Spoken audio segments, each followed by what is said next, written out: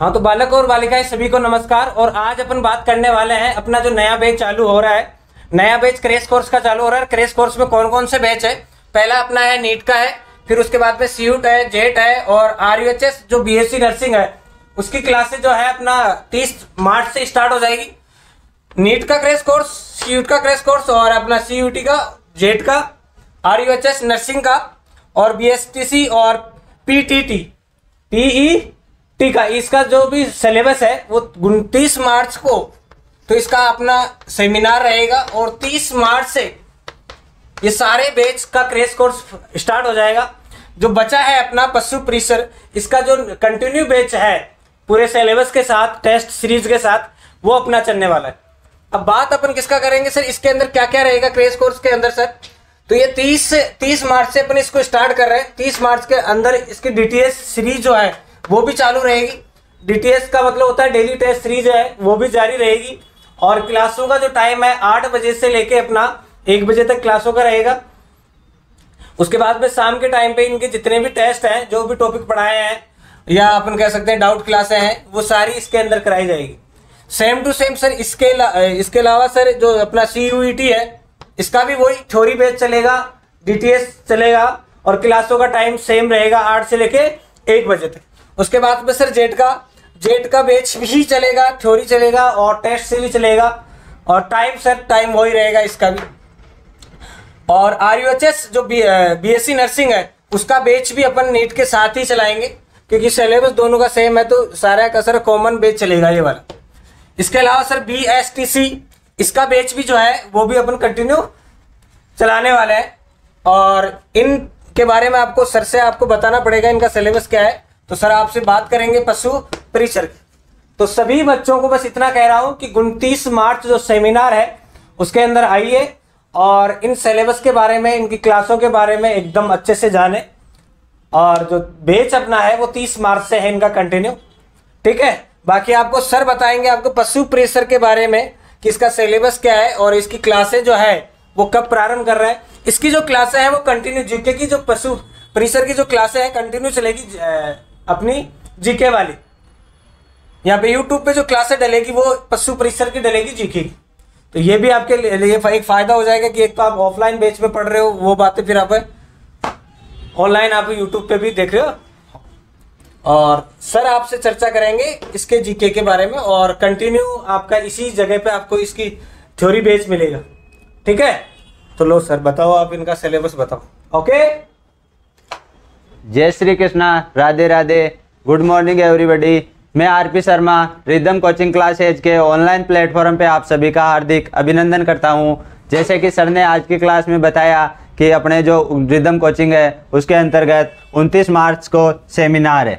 29 मार्च को अपने rhythm coaching classes है उसके अंतर्गत सेमिनार है। उसमें ज़्यादा से ज़्यादा बच्चे आए और अपनी उपस्थिति दर्ज करवाए, जिससे कि अपना सेमिनार जो नए बैच स्टार्ट हो रहे हैं जो 30 मार्च से होंगे और 29 मार्च को सेमिनार रखा गया है। तो उसके अंतर्गत जैसे नीट है, सीयूईटी है, जी8 है और आरयूएचएस नर्सिंग है, पशु परिचर, बीएसटीसी और पीटीटी, इन सभी के कोर्स शुरू किए जा रहे हैं।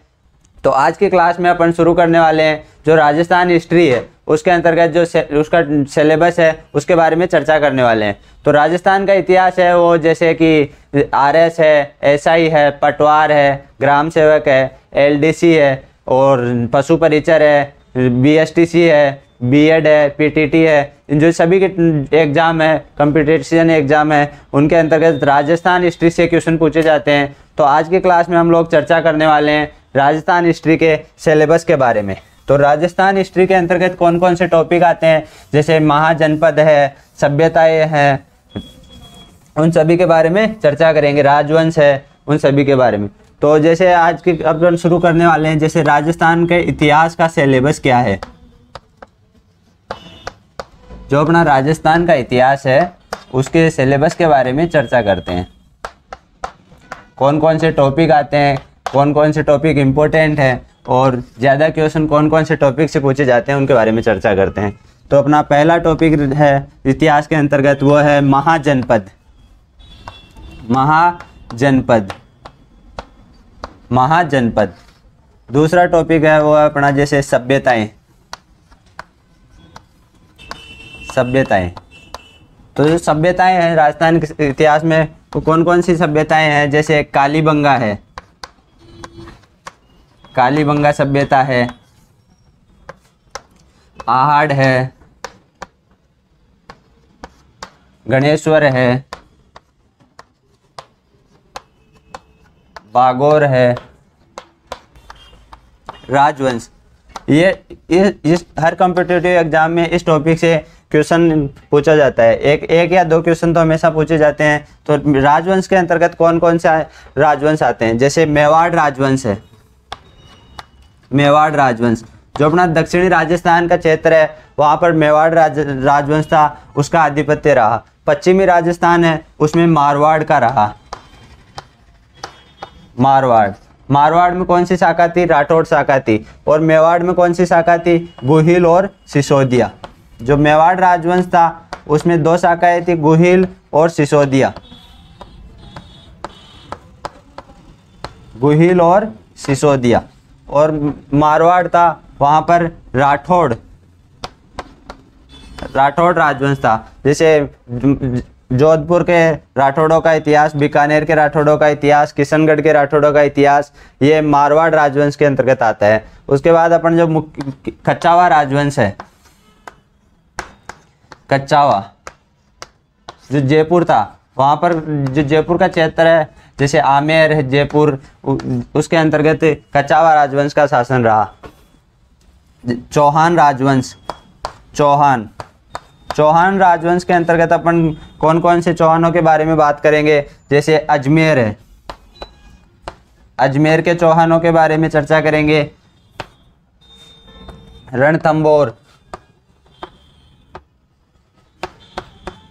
रणथंबोर है, जालोर है और सिरोही है। जो अपनी राजस्थान हिस्ट्री है उसके अंतर्गत जो चौहान राजवंश है उसमें अजमेर, रणथंबोर, जालोर और सिरोही ये क्षेत्र था। यहाँ पर चौहानों का आधिपत्य रहा, जिसके कारण यहाँ जो चौहान राजवंश था उसके बारे में चर्चा करेंगे। और उसके अंतर्गत जाट राजवंश का शासन रहा। पश्चिमी राजस्थान में जैसे जैसलमेर है तो जैसलमेर में भाटी राजवंश का शासन रहा, भाटी राजवंश का शासन रहा। उसके अलावा अपन बात करें जैसे गुर्जर प्रतिहार,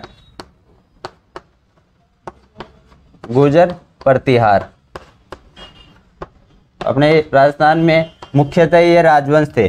जैसे राजवंश में मेवाड़, मारवाड़, कच्छावा, ये इन जो तीनों राजवंश है चौहान, इनसे संबंधित जो क्वेश्चन एग्जाम में पूछे जाते हैं। और कभी कभार जैसे जाट राजवंश, भाटी राजवंश और गुर्जर प्रतिहार राजवंश, इनसे भी क्वेश्चन पूछे जाते हैं। हम लोगों ने चर्चा की जैसे महाजनपद है, सभ्यताएं हैं और जो राजवंश है इनके अंतर्गत कौन कौन से राजवंश है उनके बारे में चर्चा की। अब अपना अगला टॉपिक है वह है 1857 की क्रांति। राजस्थान के इतिहास में अगला टॉपिक है 1857 की क्रांति।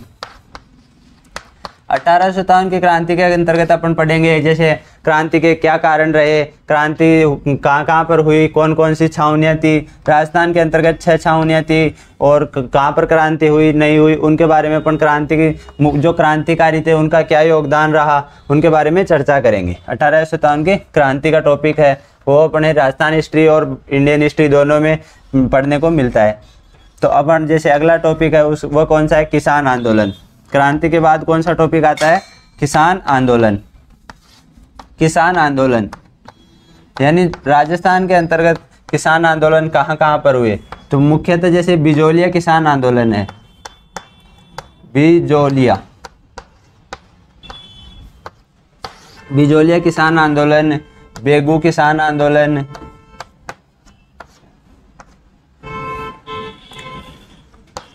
कोटा किसान आंदोलन, बूंदी किसान आंदोलन,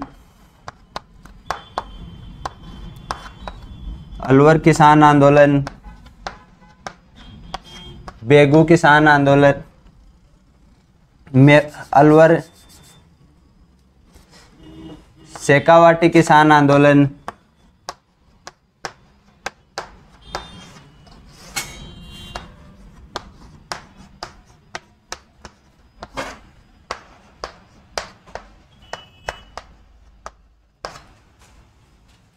इन सभी के बारे में चर्चा करेंगे। जैसे इसके बाद अपना टॉपिक रहने वाला है जैसे प्रजामंडल। प्रजामंडल, तो प्रजामंडल के अंतर्गत अपन जैसे जयपुर प्रजामंडल है, बीकानेर प्रजामंडल है, जोधपुर प्रजामंडल है,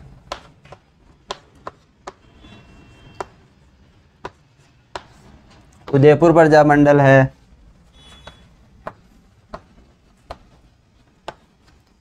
आदि। प्रजामंडल के बाद अपन बात करें जैसे राजस्थान का एकीकरण है,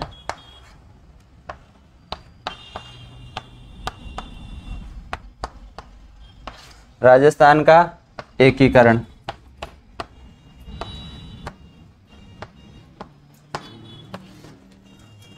और लास्ट टॉपिक रहता है अपना जो रहता है प्रमुख व्यक्तित्व। प्रमुख व्यक्तित्व यानी जो राजस्थान में जो प्रमुख व्यक्तित्व के अंतर्गत जैसे क्रांति में या एकीकरण में महिलाओं का क्या योगदान रहा, क्रांतिकारियों का क्या योगदान रहा, मुख्य व्यक्तित्व कौन कौन से थे, जमनालाल बजाज जैसे,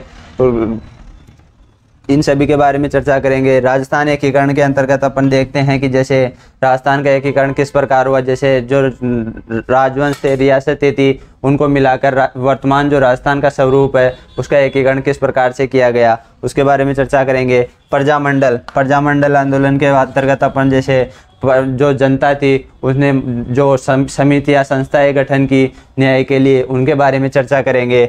और जो किसान आंदोलन है, किसानों के ऊपर कर, जो राजा थे, सामंत थे, उनके द्वारा कर लागू किया जाता था, तो अधिक करों के कारण जो जनता परेशान होते थे, किसान परेशान होते थे, तो उन्होंने जो आंदोलन किए, जैसे बिजोलिया के किसानों ने आंदोलन किया, बेगू किसान आंदोलन हुआ, कोटा किसान आंदोलन हुआ, बूंदी में हुआ, अलवर में हुआ, शेखावाटी में हुआ। मुख्यतः अपने राजस्थान में इन क्षेत्रों में किसान आंदोलन हुआ। और 1857 की क्रांति है, उसके अंतर्गत क्रांतिकारियों का क्या योगदान रहा, कौन कौन सी छावनियों ने उसके अंतर्गत क्रांति में भाग लिया, क्रांति कब शुरू हुई, क्रांति के क्या कारण रहे, उन सभी के बारे में अपन पढ़ेंगे।